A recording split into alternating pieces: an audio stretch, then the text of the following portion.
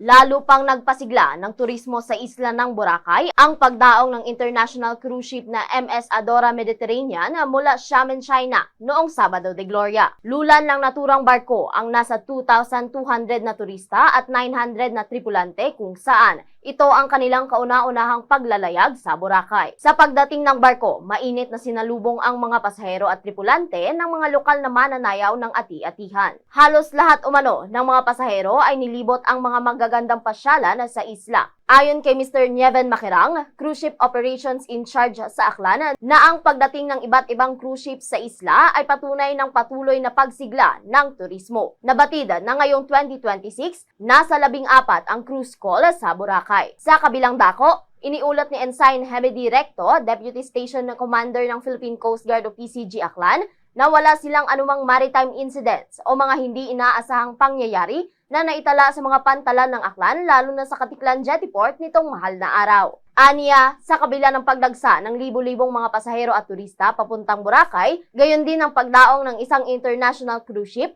na panatili ang seguridad dahil sa full alert status at mahigpit na inspeksyon na kanilang ginawa. So aside from security, sir, and our PDI team support, sir, we have our Baywatch patrol din, sir. Of course, to help our public, sir, in ensuring na safe din sila, sir, all throughout the duration of Semana Santa. Actually, sir, February pa lang, sir, nag-conduct ng Coast Guard Station Aklan. It intensified, sir, vessel safety enforcement inspection, sir, para ma-ensure nga ang all watercrafts and vessels transiting within the AOR, sir, of Aklan are compliant with the necessary documents and safety standards din, sir. Mula rito sa Bombo Radyo Kalibo, Bombo Ashley May Pamaos nag-uulat, and this is Bombo Radyo Philippines, the #1 and most trusted source of news and information.